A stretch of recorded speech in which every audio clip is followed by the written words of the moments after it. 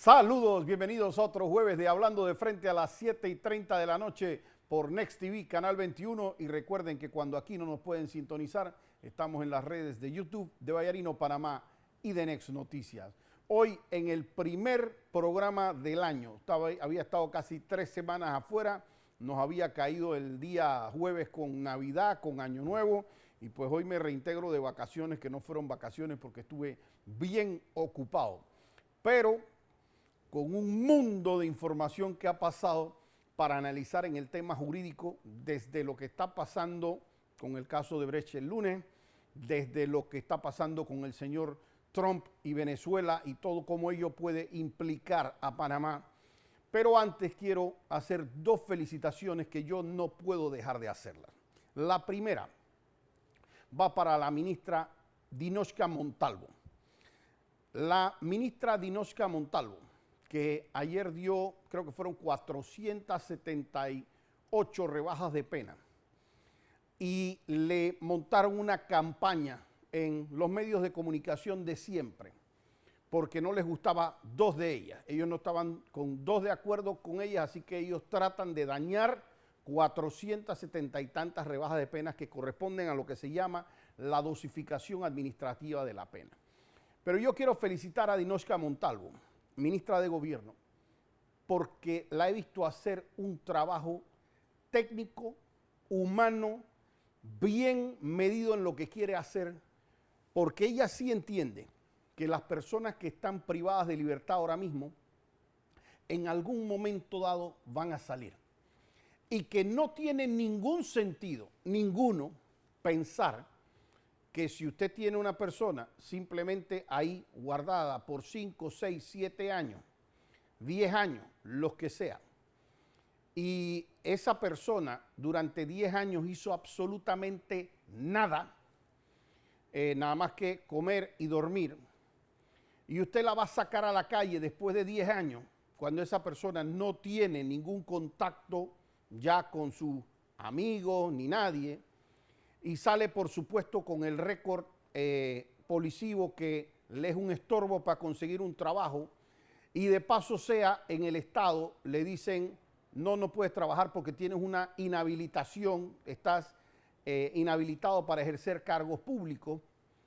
Entonces, y esa persona no es que tiene los ahorros para montar una empresa ni hacer nada por el estilo, y se le dice básicamente, conviértete en un ser bueno y productivo. Dinosca Montalvo ha entendido y lo ha hecho parejo con el despacho de la primera dama, que también ha estado muy metido en este proyecto. Ha desarrollado lo que se llama el Plan Libertad. Y dentro de ese Plan Libertad está haciendo un trabajo formidable, porque a la gente les enseña, no solamente les enseñan oficios, sino que les permite ir, aparte de ir conociendo un oficio o una nueva habilidad que les pueda servir al salir, van desde que si panadería, que si costura, que si temas tecnológicos, aparte de que les sirve para conmutar y reducir la sentencia a las personas, les sirve para ir generando pequeños ingresos, para generar incluso ingresos de autogestión para estar mejor en donde están. Crea una conducta productiva de una persona que se levanta en la mañana a trabajar y va en la tarde, y que tiene un proyecto para que las personas que están adentro puedan hacer, porque aquí están haciéndose muchos trabajos de escuelas que están siendo pintadas por privados de libertad, de instituciones de salud que están siendo pintadas por privados de libertad, el propio Ministerio de Gobierno fue pintado por privados de libertad. Y se empieza a hacer un intercambio sobre tiempo productivo en donde las personas pueden ir descontando penas.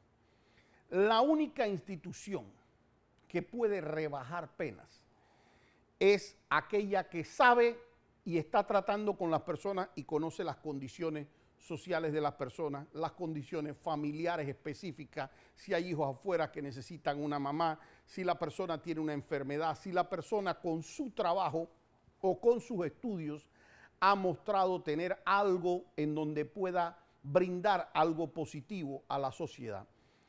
Y la labor que está haciendo ella, que no la vi hacer a muchos ministros, la está haciendo con una humanidad tremenda.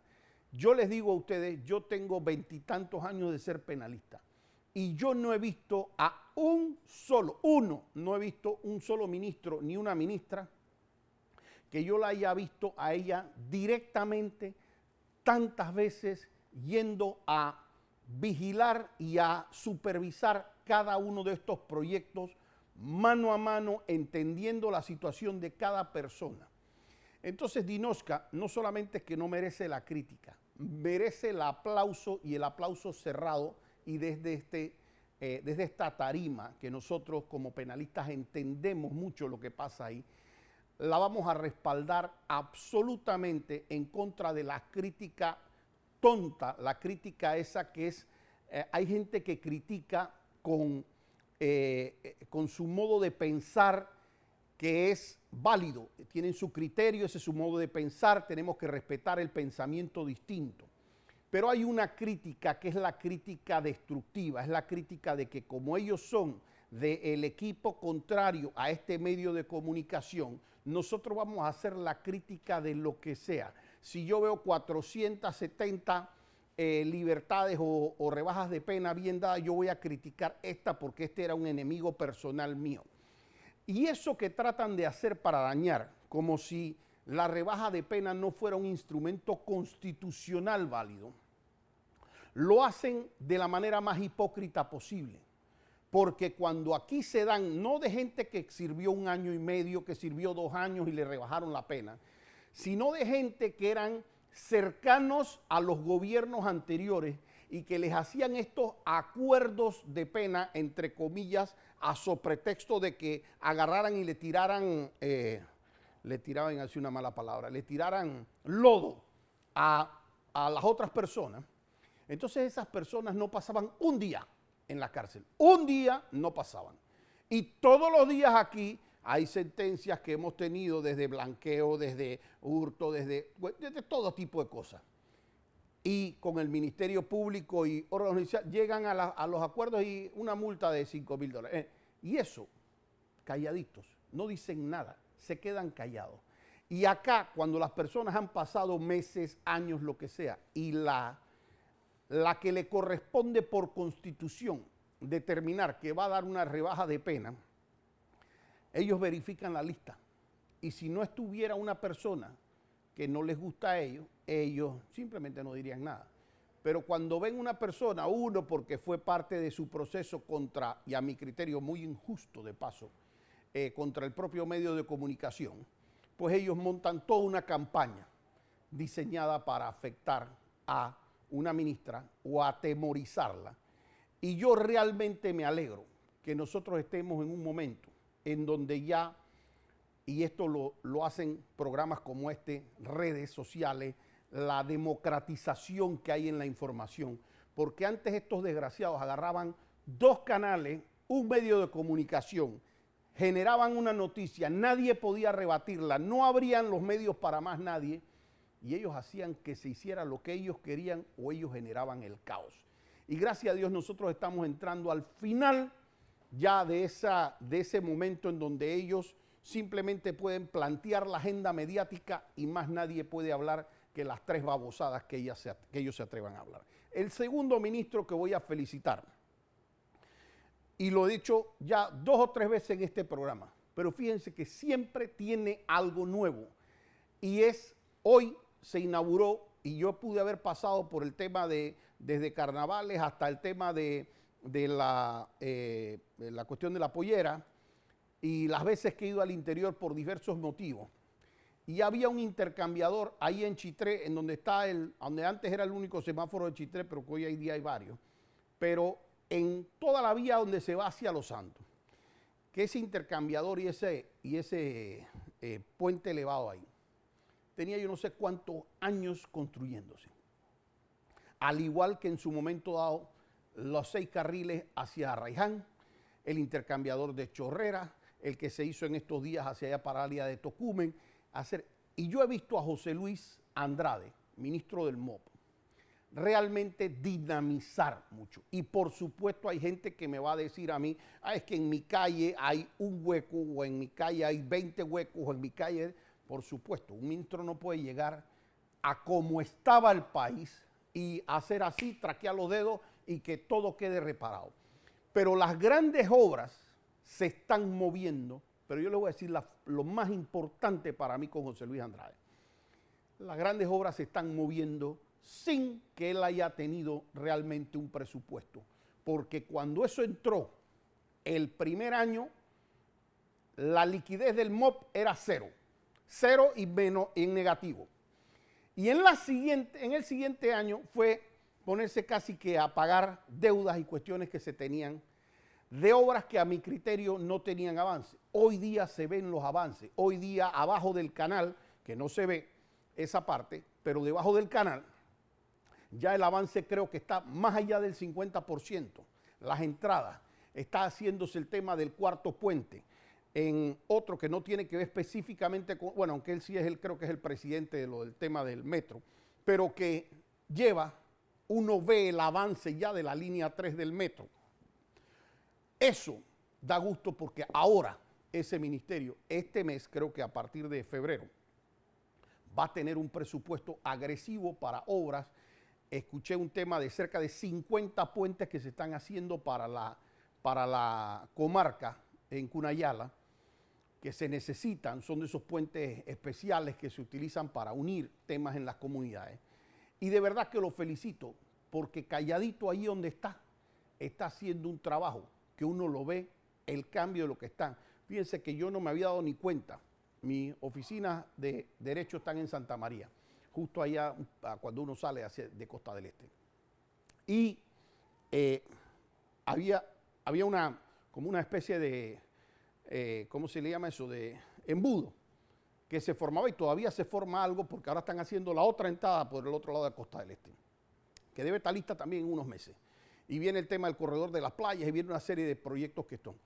Pero ese intercambiador que salió saliendo de la calle de Costa del Este y pasando pegado a Santa María, yo de repente me di cuenta que lo estaban haciendo y al mes estaba eso listo. Yo no sé cómo eso se estaba haciendo tan rápido, pero de repente pregunté, oye, ¿qué son esos carros? No, que están haciendo tal cosa, y miré al mes, 2 meses, ya estaba lista la obra. Y eso da gusto porque eso es tema de empleo que viene para el país. Caso Odebrecht. Miren, yo no sé de verdad cómo la Corte, perdón, se me había pasado este tema. Estoy feliz que salió la señora del cargo, la señora María Eugenia López, que miren que se me había pasado de tanta felicidad. La señora María Eugenia López dejó la presidencia de la Corte Suprema de Justicia por la puerta o la ventana más chica que ha podido tener la Corte Suprema. Porque la señora, a ella se le ocurrió que después de los escándalos que ella tenía con el carro blindado, con el tema de estarse subiendo el salario, los bonos, pagar $500,000 para limpiar las oficinas de la Corte al mes, o sea, $6 millones al año, y todos los bonos navideños, ella se le ocurrió, más todo el daño que le hizo a la democracia, que la gente la quería ver reelecta en la Corte Suprema de Justicia. Y como en este programa la hemos adversado, y también la última semana la adversé de eso, y yo le pedí a mis colegas hoy día abogados, pero que hoy día ejercen la posición de magistrados, les decía, por Dios no le hagan de nuevo el daño a la Corte Suprema de Justicia de poner a esa señora de presidenta. Y entonces, pero a ella se le ocurrió que ella se tenía que postular para presidenta de la Corte Suprema de Justicia y se postuló. Y lo bonito, lo lindo de que se postuló es que contaron los votos. Y después que contaron los votos, la señora sacó un voto, el de ella. Y yo creo que eso le enseña a ellos, porque yo lo había dicho aquí en programas míos anteriores, le había dicho, esta gente que se creen que son la Madre Teresa de Calcuta y que salen haciendo todo este show y después le empiezan a salir las cosas una tras otra. A mí me gusta porque esto lo vi pasar con Varela, con Kenia Porcel, con la fiscal Zuleika Moore, la otra fiscal, cada uno de ellos que uno los ve por ahí después, ya por ahí como unos perros. Y me gusta que ella esté recibiendo esto porque es como así de lo que yo creo que es el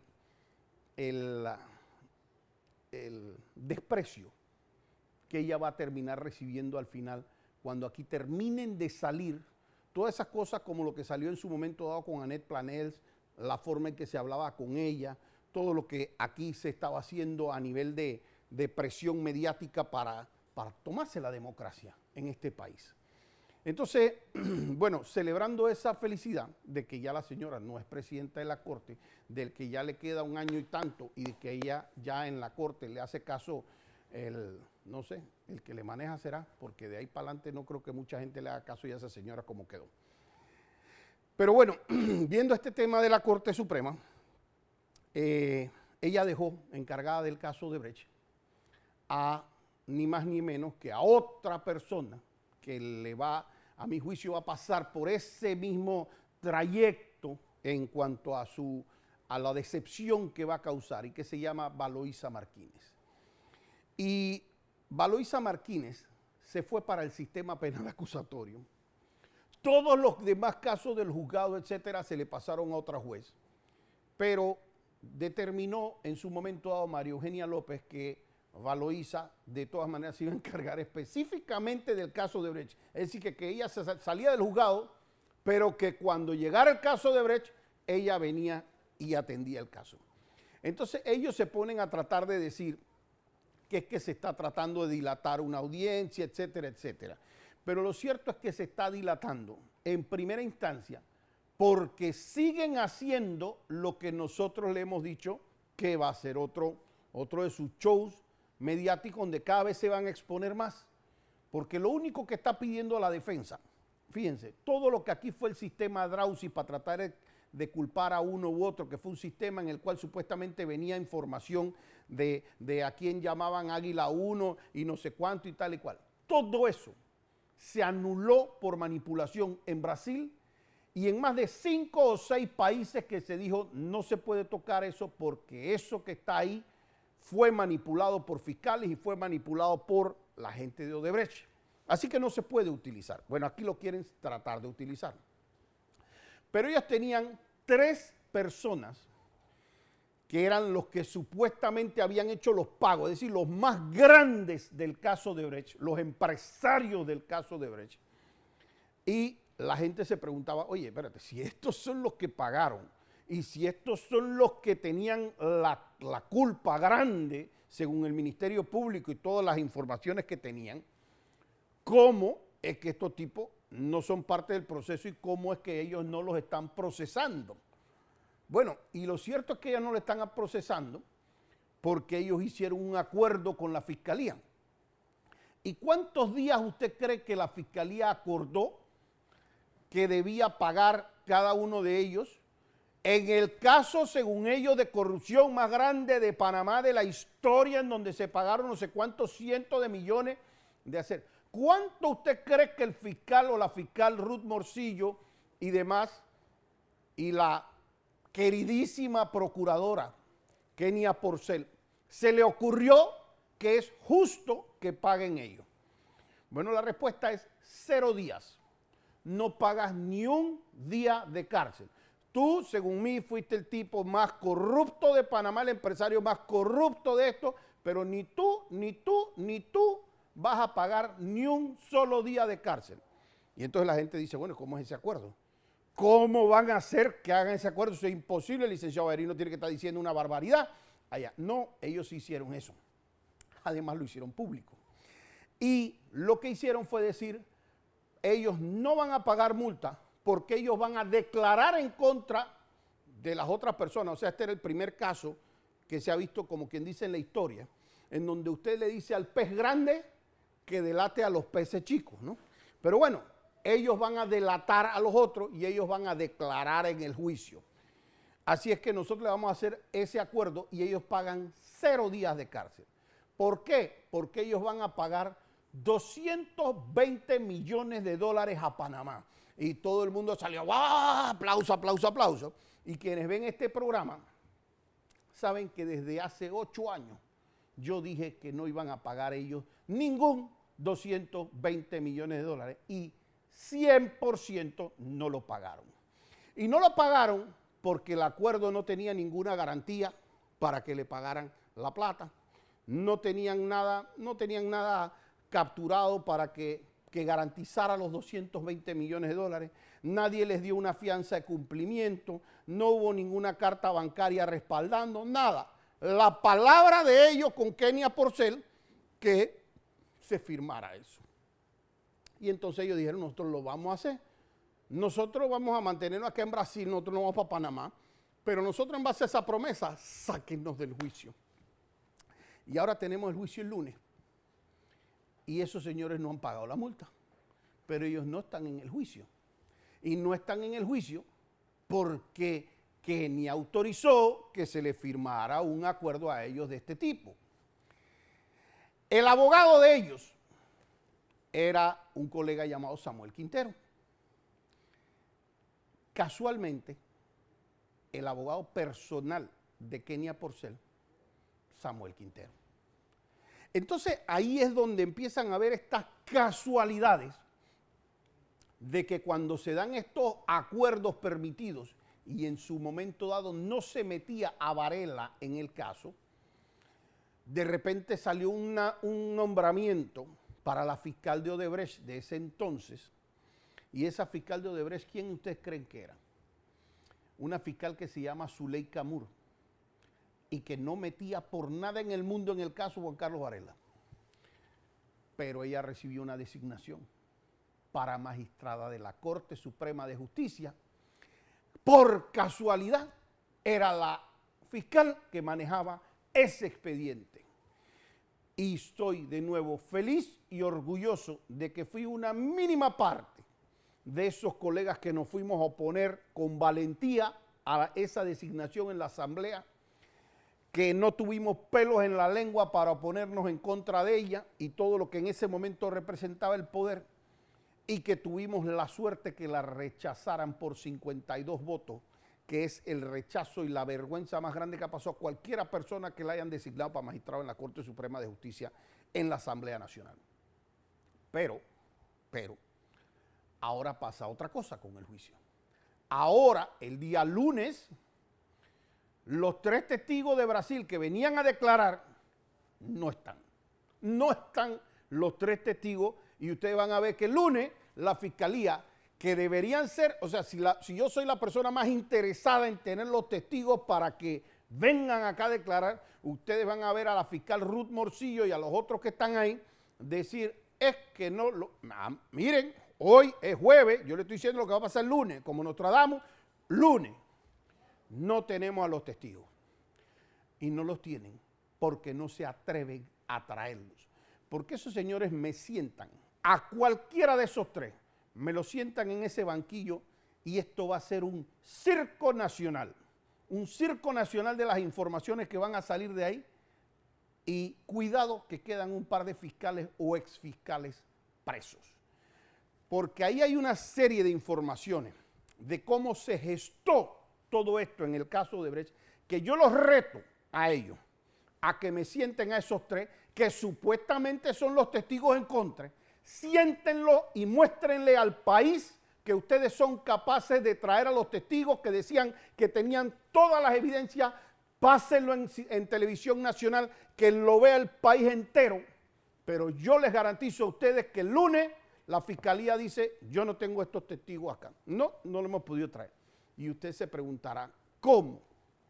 En el caso con la corrupción más grande del país, supuestamente, y cómo los 3 testigos clave de la fiscalía no los trae, y cómo esos 3 testigos clave quedaron fuera del expediente, y cómo prometieron pagar 220 millones de dólares, pero no los pagaron. Y cómo pasó eso con una procuraduría responsable, y cómo dio la casualidad de que el abogado de Kenia Porcel fuera casualmente el abogado de Odebrecht al momento que se hacen esos acuerdos. Y entonces este país va a empezar a saber historia. Pero ahora mi querida juez Valoisa Martínez, ella está en un proceso, que es el proceso de la audiencia de Fischer. Y en esa audiencia de Fischer, ella es la juez relatora, Son 3 jueces y ella es la que va tomando las notas. Y como ustedes saben, los juicios no se pueden interrumpir. Pero ellos lo han interrumpido 4 días para que ella venga el lunes allá a hacer yo no sé qué. Pero no es para traerme a los testigos. Pero este es el primer absurdo de un país que tiene una juez exclusiva para eso. Y esto fue producto de una resolución que sacó María Eugenia López. Y que muy pronto, yo les garantizo que ustedes van a ir sabiendo los detalles de por qué María Eugenia López se prestó para esto y cómo hizo María Eugenia López con esto para que se pudiera aquí inhabilitar meramente a un candidato presidencial. En el caso de Unibusiness, con esa misma juez, sin traer testigos y prestándose en la corte para esconder expedientes, etc. Los tiempos cambian, la rueda da vueltas. Y si no me creen, pregúntenselo a mi próximo mencionado del programa, que se llama el señor Maduro, Nicolás Maduro de Venezuela. Yo no puedo esconder que yo estoy preocupado por lo que está pasando en Venezuela, no por Nicolás Maduro. Yo tengo que decir que no encuentro una justificación como tal en una normativa para decir que un país entre en otro y se tome a un presidente. Sin embargo, tengo que decir que en este caso en particular es cuando el derecho tiene que encontrar las justificaciones para eso. Y eso en derecho se le llama colisión de derechos.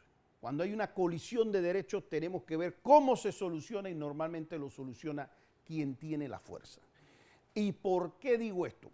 Porque si bien no hay una norma que diga a este señor se le puede buscar así y así por esto, porque en realidad tendría que haber habido un pedido de extradición, que se lo pidieran a la asamblea en Venezuela, etcétera, para hacer eso, todo el show y el circo que iban a hacer.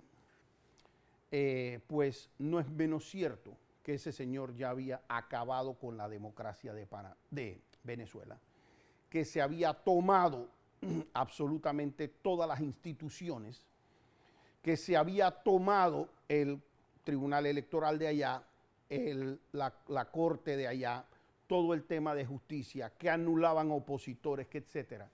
Y entonces el derecho, que no tiene soluciones para todo, tiene que proveer una solución para cuando el maleante se tomó la policía, se tomó el juzgado, se tomó la procuraduría, y él es todo, porque no se puede seguir el circo. Entonces, de ahí nace esta cuestión en donde este señor se le piden las actas de la última elección, no las produce, genera los indicios suficientes para decir algo raro hay, porque las actas que se traen a Panamá y que exhiben a la comunidad internacional indican que perdió las elecciones. Y como no se tiene una norma que se diga qué se hace con un presidente que se quede en eso, pues me parece que en un momento dado el derecho tiene que crear esa solución y pues se dio con quienes detentan el poder, en este caso Estados Unidos, y decidió buscarlo y llevárselo. Yo hubiese preferido que fuera una acción internacional, porque de alguna manera cuando se dan estas situaciones de vacíos de leyes y vacíos de poder, se llena mejor cuando hay un tema multilateral que toma decisiones y se llevan al señor. Estoy un poco preocupado, les decía, no por el señor, porque yo creo que los que no coincidíamos con él hubiese sido, para hacer simplemente la analogía, para que se entienda que aquí bajo ningún concepto se me ocurre estar defendiendo a Nicolás Maduro. Aquí si a Nicolás Maduro lo hubiera agarrado un tipo en la calle y le entra a patadas, a lo mejor pues mucha gente lo hubiera celebrado, hubiera dicho que bien que el señor lo agarró a patadas, pero creo que todos podemos coincidir en que no podemos decir, hombre, está súper bien que la gente ande metiendo patadas en la calle. Quizás hasta llevándolo al extremo, quién sabe si lo hubieran atropellado, la gente hubiera estado diciéndole quién fue el que lo atropelló, a ese le vamos a dar un premio, así como hubiera ido gente llorando, habría gente celebrando eso. Pero no quiere decir que podemos decir es que estamos contentos que la gente ande atropellando gente por ahí. Creo que hasta ahí podemos coincidir en eso.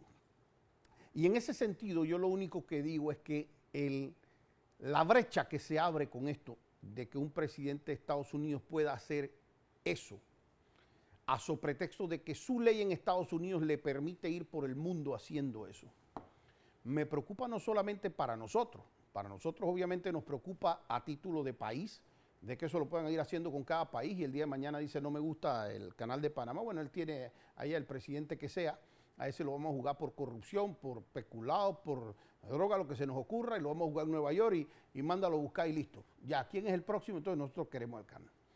Y así se están oyendo hoy cosas como Groenlandia, el tema de ir a otros países, etcétera, que en algunos yo quisiera que salieran esos gobiernos. Pero, ¿por qué es peligroso esto? Porque si esto se le permite hacer a Estados Unidos, ustedes se imaginan lo que estamos haciendo con el mundo.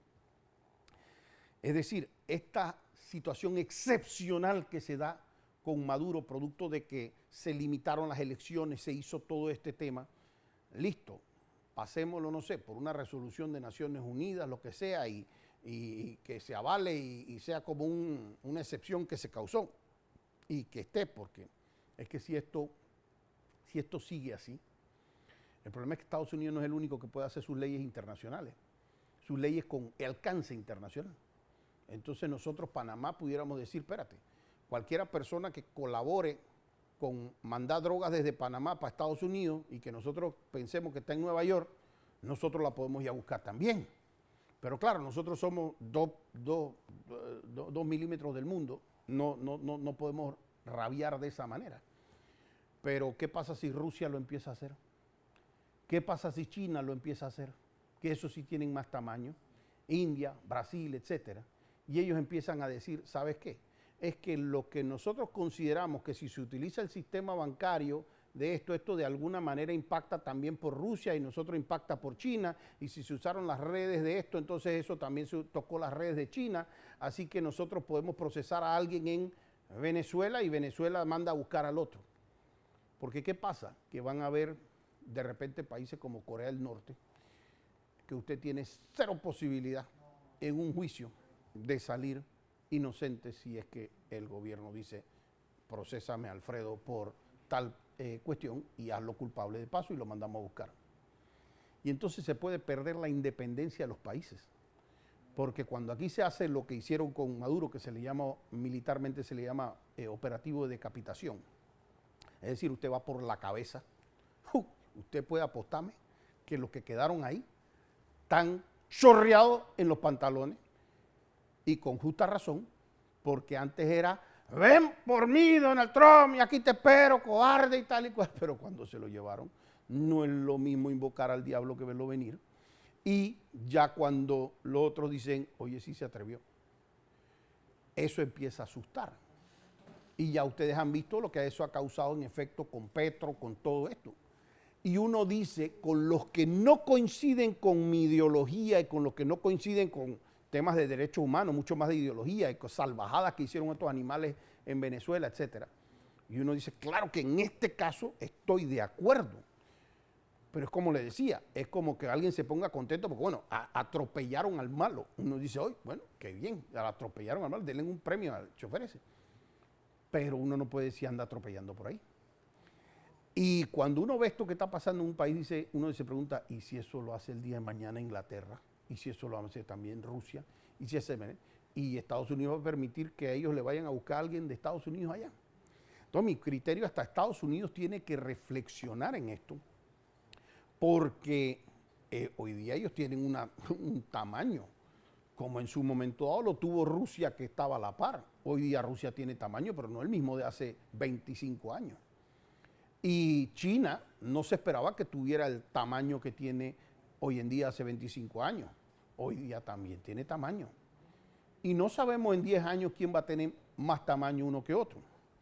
Pero sí hay que estudiar lo que está pasando, porque este mundo está empezando a cambiar para algo de hay que alinearse y hay que ver con quién se quieren alinear y cómo va haciendo esto. Y parece que va más rápido de lo que nosotros estamos pensando. Ese señor no había terminado de enfriar los motores de los helicópteros que fueron a Venezuela y está hablando que puede hacer lo mismo en Groenlandia y que puede hacer lo mismo en Colombia y que puede hacer lo mismo en Cuba y que puede hacer lo mismo en Nicaragua y que esté la mexicana y todo esto.